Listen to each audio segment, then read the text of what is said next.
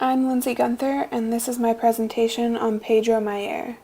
While photographing well before the digital age, he is known as one of the pioneers of the digital revolution. First, I want to get into some of his commissioned works. In this first photo, we can see that he doesn't use the rule of thirds, but the complementary colors of the green moss and the pink bathing suit, as well as the sharp lines of the rock, lead the eye to the subject. I also find this next image intriguing because of the shadow of the pipe being the subject.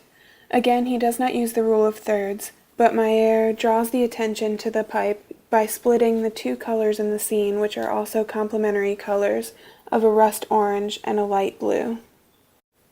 The last of his commissioned works I chose is this picture of the sun, in which the narrow depth of field keeps the grass and twigs in the foreground in focus, while the background has an out-of-focus and almost painted feeling.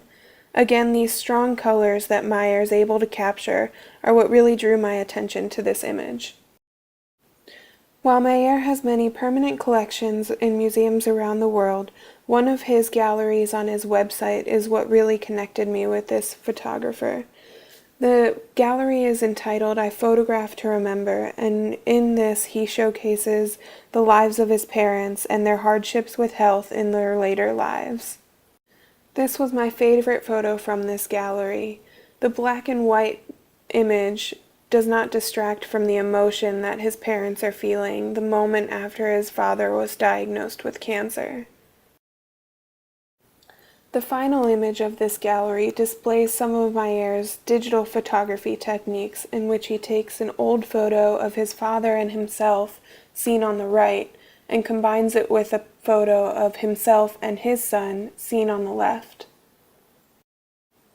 Pedro Meyer has never been afraid of taking self-portraits, taking pictures of himself even while having dental work, or possibly in the hospital after recent health issues.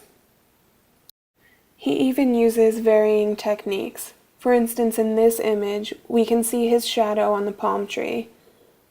This self-portrait also uses the rule of thirds, and the large depth of field allows for a lot of detail in the background with the palm trees.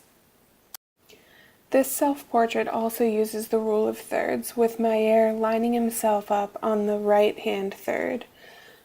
Also, the simple background of this image allows the viewer to really focus on all of the details of Meyer.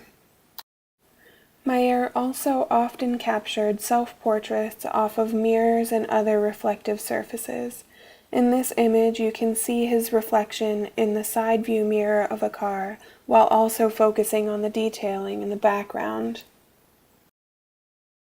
The last style of self-portrait that Meyer really enjoyed was a really close-up image on his face, allowing the viewer to really analyze every line in his face. And that concludes my presentation on Pedro Meyer.